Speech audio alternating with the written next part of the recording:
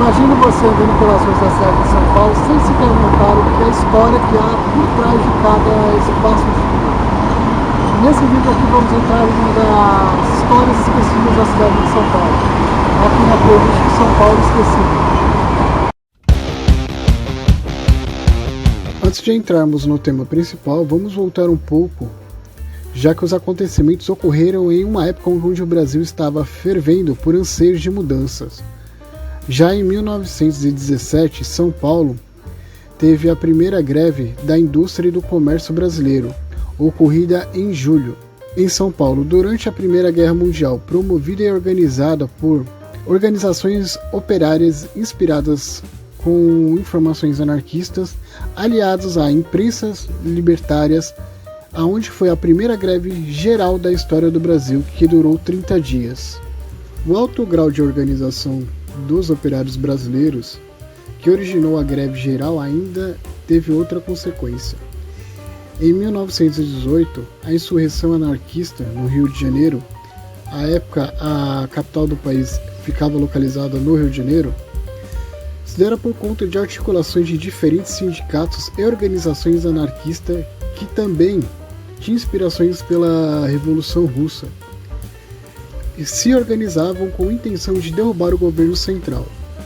A iniciativa acabou por conta de um militar que agia como um agente infiltrado e espionava os lugares, privilégios e planos dos conspiradores delatando para o governo. Ambas as greves trabalhistas foram reprimidas violentamente pelo governo e devido a isto surgiu também um jargão da época que era todo mundo que tinha as ideias anarquistas e socialistas tinha um motivo para ser culpado e culpavam também os estrangeiros que vinham da Itália e da Espanha com o termo o estrangeiro agitador, que como o pessoal que vinha de fora para o Brasil, na época os imigrantes, eles já tinham ciências do que era leis trabalhistas, diferentes ideias do que era uma política, então acabou caindo a culpa em cima dos estrangeiros que vinham de fora para o Brasil. Em 1922, na cidade do Rio de Janeiro, houve o primeiro movimento tenentista, ou que seria inicialmente o movimento que mudaria diversas vezes ao decorrer dos anos. Inicialmente, em torno de 300 soldados dos outros fortes do Rio de Janeiro e do Forte de Copacabana se juntaram, e o que era para ser uma reivindicação e retirada do presidente da época acabou sendo um tiro pela culatra, pois apenas o Forte de Copacabana continuou com o propósito da Revolução. Muitas eram as ideias de melhorias para o país, melhorias para os militares. No início teve a sua resistência, mas após a ordem dos demais militares, quem tinha filhos e quem era casado foram sendo liberados, e com isso restando apenas alguns. Neste momento temos uma divergência de números, entre 18 a 31. Ele é bem variável, mas vamos de acordo com os 18 do Forte de Copacabana, que eram militares e um civil.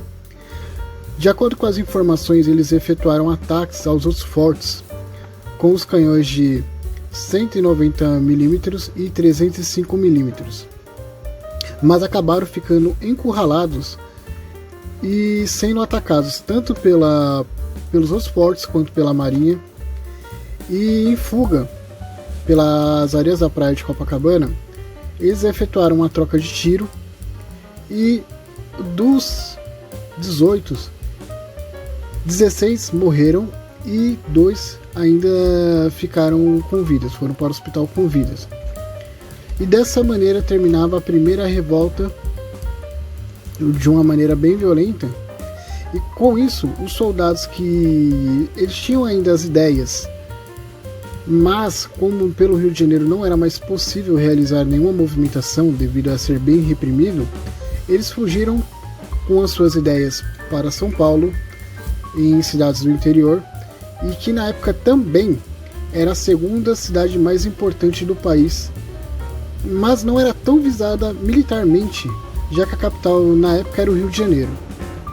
Chegaram em São Paulo após um período de planejamento dentro dos quartéis e com o apoio da Força Pública de São Paulo, que na época era como se fosse o exército da cidade, os rebelados pretendiam sitiar São Paulo e conseguir reunir as tropas do Sul e de Minas Gerais, para que com isso, com o apoio de todos, fossem de trem até onde era possível na época, e de lá marchar até o Palácio Presidencial e derrubar Arthur Bernardes do poder.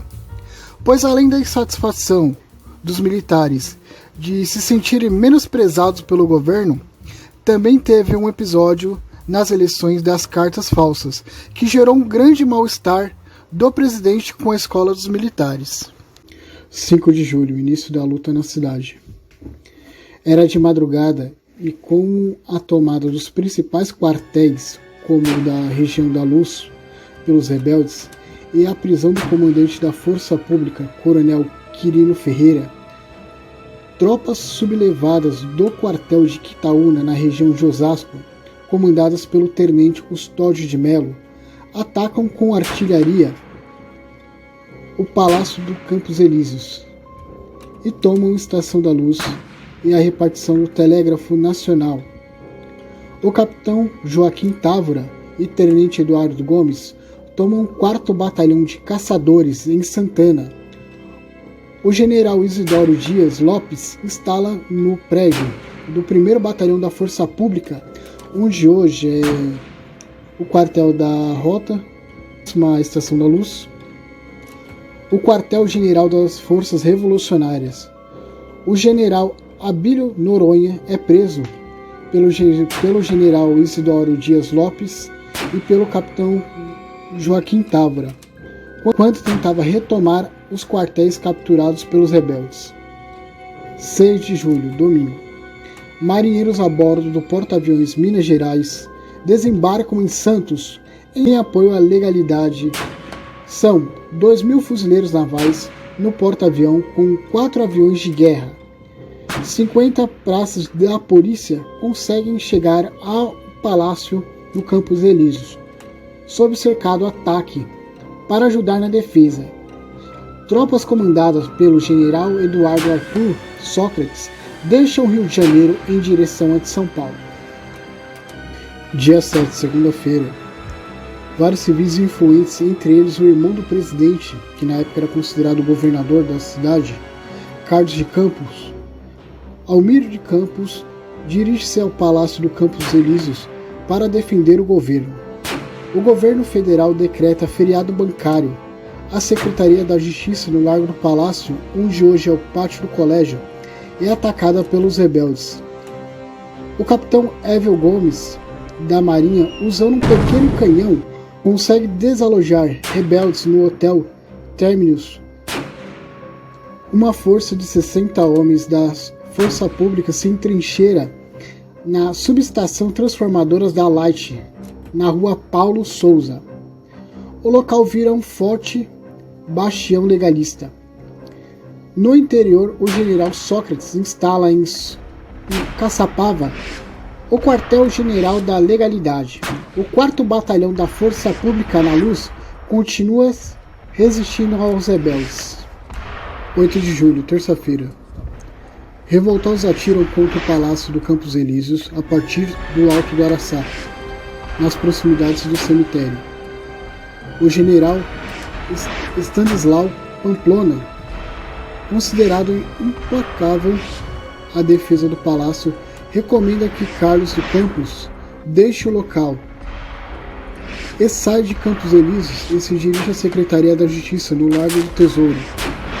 O prédio é atacado pelas artilharias dos rebeldes.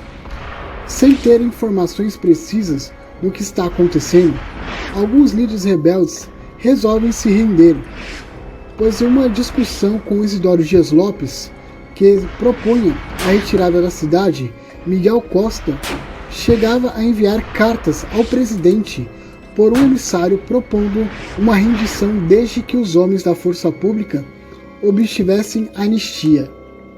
Dia 9, quarta-feira. O presidente Carlos de Campos decide deixar a cidade ao lado do secretário de Justiça Bento Bueno e do general Nicolau Pamplona, dirigindo-se a Guaiaúna. Na época, uma várzeazinha ao redor da Penha. As forças do coronel Pedro Dias Campos, legalistas, fazem o mesmo. Começam os saques aos armazéns da Moca e do Bom Retiro e aos mercadinhos da rua 25 de Março. Em incêndio de saqueadores, o emissário Miguel Costa, que pretendia se render em troca da anistia, e seus comandantes retornam com a notícia do abandono do Palácio do Campos Elíseos pelo governo, o que dá um novo ânimo aos rebeldes. Isidório cria a chefia da polícia do exército revolucionário e entrega seus comandados ao major Raul Cabral Velho. Os rebeldes distribuem manifestos à população explicando as razões a saques em várias regiões da cidade. 10 de julho, quinta-feira. Forças legalistas combatem na região leste e sul contra os rebeldes. É publicado nos jornais os primeiros manifestos revolucionários.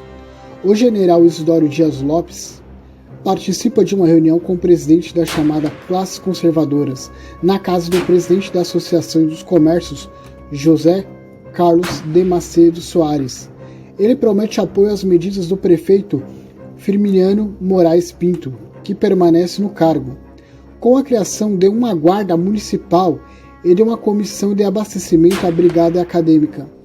Tropas do interior, como as do 2º Grupo de Artilharia em Montanha, em Jundiaí, no 5º Batalhão de Caçadores do Rio Claro e o 4º Regimento de Artilharia Montada em Itu, integram-se às forças rebeldes.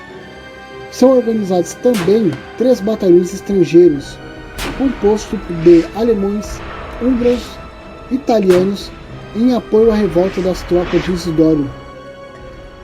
Estabelecem 2 linhas de defesa, uma que vai do Brás à Liberdade e outra entre o Cambuci e o Ipiranga. Dia 11 de julho, sexta-feira. Tem início os bombardeiros sobre São Paulo. Começa com intensos combates no bairro do Brás, Belenzinho e Moca. Nesses últimos ataques legalistas, é comandado pelo general Tertuliano Portiguara. Depois afirma sua posição e o general Sócrates determina que as peças da artilharia, canhões, sejam postados no altoeiro das igrejas da Penha e no Alto do Ipiranga. A população começa a fugir, atingindo-os em direção a Lapa, Barra Funda, Perdizes, Jardim América e entre outras regiões. Os primeiros bairros atingidos pelo bombardeio são Brás, Moca, Benzinho. À tarde, os ataques se estendem para a luz. Uma informação que, referente aos ataques com canhões, eram usadas os obus de 105 mm, os Carpo de 75 mm e o Santos Schormann e o Schneider de 155 mm. Esse de 155 mm com alcance de até 11 km e, dependendo da ocasião, poderia até passar essa quilometragem. Então, para a época, era um impacto muito grande. Sábado, os bombardeios sobre as cidades continuam. Agora os bairros centrais são os mais afetados. O bispo católico Dom Duarte Leopoldo e o presidente da Liga Nacionalista, Frederico Stel, mandam telegramas ao presidente da República, Arthur Bernardes, pedindo que a cidade não seja mais bombardeada. O prefeito Firmiliano de Moraes Pinto telefona ao ministro da Guerra, Marechal Setebrino de Carvalho, reforçando o pedido.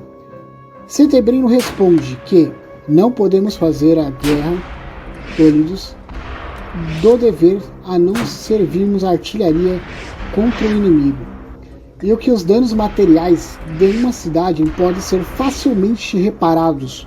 Os prejuízos morais não são suscetíveis de reparação. 13 de julho, domingo.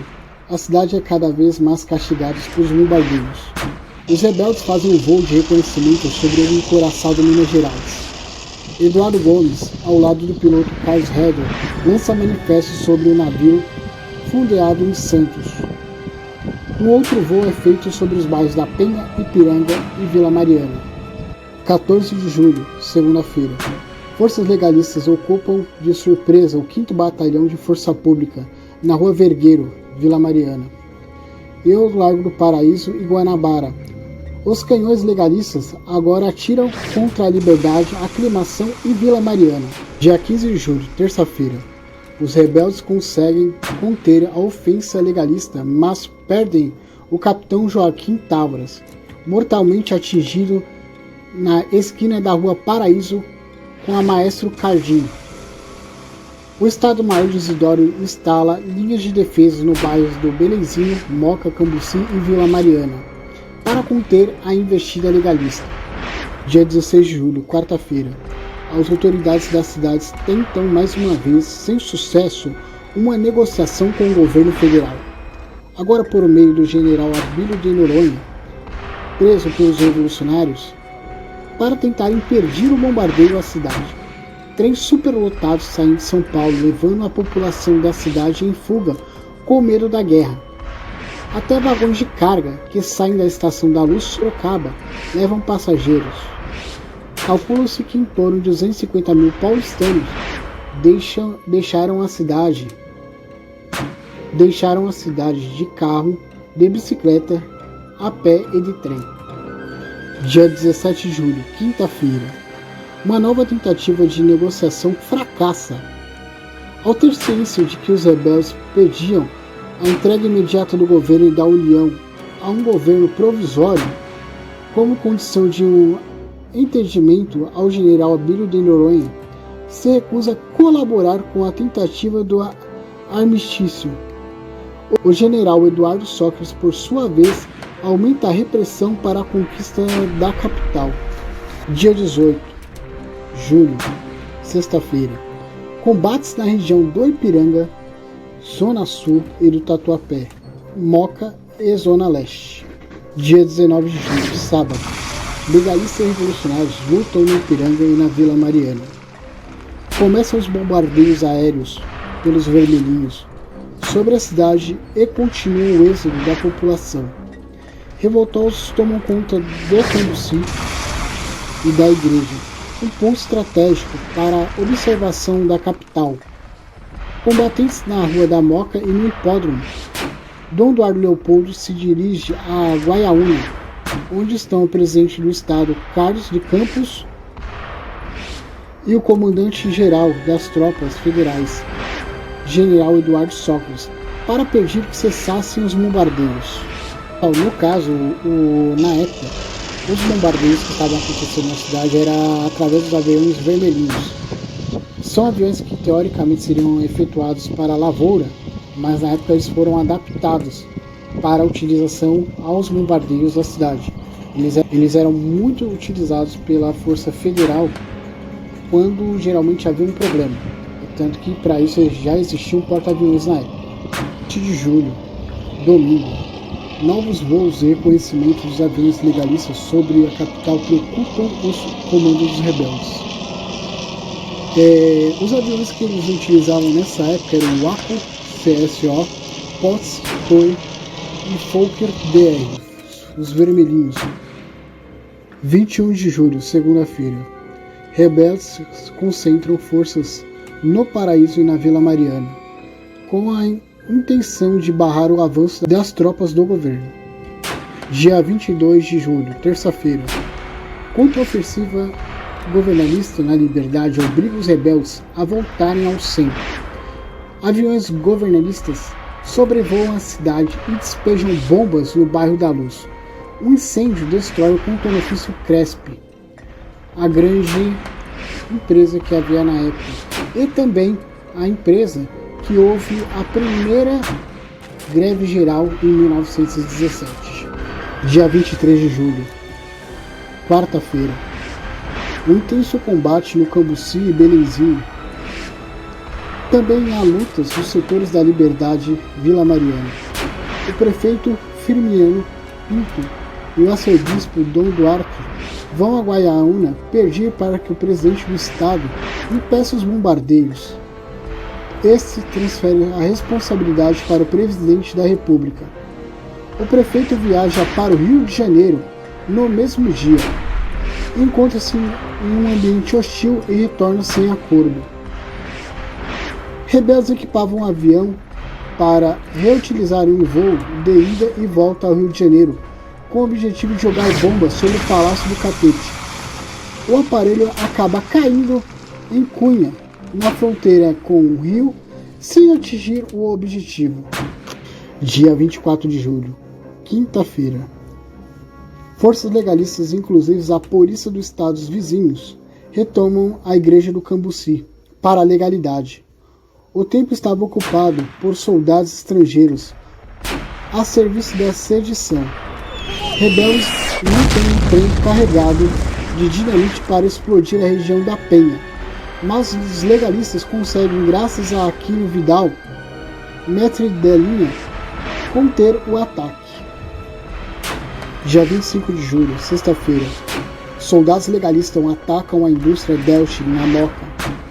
A prefeitura organiza o corpo de bombeiro sob o comando do tenente-coronel Soares Neiva para conter e evitar incêndios que apavoram a cidade. Chefe rebelde, o coronel João Francisco Artilharia, um trem para atacar os legalistas na região da Moca, mas os veículos descarrilham. Ele sofre 51 ferimentos no corpo. Combates cada vez mais violentos na região da Moca. Defesas dos rebeldes começam a ceder. Dia 26 de julho, sábado. Aviões do governo espalham pela cidade um boletim assinado pelo ministro da Guerra, Setembrino de Carvalho, pedindo à população que abandone a cidade, deixando os rebeldes entregues à sua própria sorte, aumentando o êxodo da população, enchendo a estrada de saída da cidade. Isidoro escreve ao general Sócrates propondo a disposição das armas, em troca de anistia aos revolucionários, implicando em levantes dos militares desde 1922. O vigário da Penha, padre Jorge Heckenberg, levam as propostas ao governo e o governo só aceitará a rendição incondicional dos revoltosos. O general rebelde pede a intercessão do Macedo Soares, que escreve em suas cartas para o presidente Carlos de Campos e outras para o general Sócrates, propondo um armistício. Dia 27 de julho, domingo. O jornalista Paulo Duarte segue para Guaiaúna, levando as cartas do presidente da Associação do Comércio, José Carlos de Macedo, em que este pede ao presidente do estado, Carlos de Campos, e ao comandante das tropas legais, Eduardo Sócrates, que o bombardeio seja interrompido. Campos diz que a resposta será a intensificação dos bombardeios. Sócrates nem responde aos apelos. Às 22 horas daquele dia, os rebeldes abandonam a cidade em trens que partiam da Estação da Luz em direção ao interior. São 13 composições com cerca de 3.500 soldados, 14 canhões, animais, víveres e munição. Dia 28 de julho, segunda-feira. Depois de constatar a retirada dos rebeldes, o general Carlos Arlindo e o coronel Pedroso Dias de Campos ordenam suas tropas que entrassem na cidade. Às 9 horas, Arlindo retornou ao palácio da cidade no centro e às 10 horas o presidente Carlos de Campos, ao lado do general Sócrates e do secretário de Justiça Bento Bueno, retomam ao Palácio do Campos Elíseos. E com isso ainda duraria mais 6 meses as batalhas no interior de São Paulo. Os revoltosos aguardavam a chegada de soldados vindos do sul durante 9 meses. Foi difícil as lutas, já que os recursos estavam se esgotando, e foi aí que surgiram outros problemas, já que quando os soldados do sul chegaram, estavam praticamente sem roupas, armamentos ou alimentos, e com isso tiveram que, durante um tempo, lutar com poucos recursos, e assim surgir a união dos paulistas e gaúchos na coluna Prestes. Após toda essa batalha que aconteceu na cidade de São Paulo, digamos assim, o total oficialmente de mortos foram 503, mas esse número ele pode ser bem maior devido a muitos terem sido enterrados em valas, praças, quintais e até mesmo nas ruas. Também teve um total de em torno de 2.000 prédios destruídos, 5.000 feridos, ou até mais. Em torno de 300.000 pessoas saíram das cidades na época. Sendo que para a época São Paulo tinha 700.000 pessoas, boa parte das pessoas ficavam se abrigando dentro dos escombros de suas casas e muitos sofreram para retornar ao seu dia a dia. Fala pessoal, então eu gostaria de estar agradecendo à Biblioteca do Estado de São Paulo, ao acervo cultural do Estado de São Paulo, que me forneceu as imagens e arquivos também de época. Agradecer aí ao professor e jornalista Moacir Assunção, que tem o livro São Paulo Deve Ser Destruído. Agradecer o Fred, a equipe Arca Asilo, que é a galera que está sempre junto com a gente aí, com informações e debate também sobre os vídeos. E assim, um comentário à parte, é bem complicado um tema que aconteceu na cidade e quase ninguém conhece sobre o mesmo. Até em locais que as pessoas deveriam saber, elas não sabem. Então, peço aí a vocês aí que deixem um like, compartilha, curta e falou!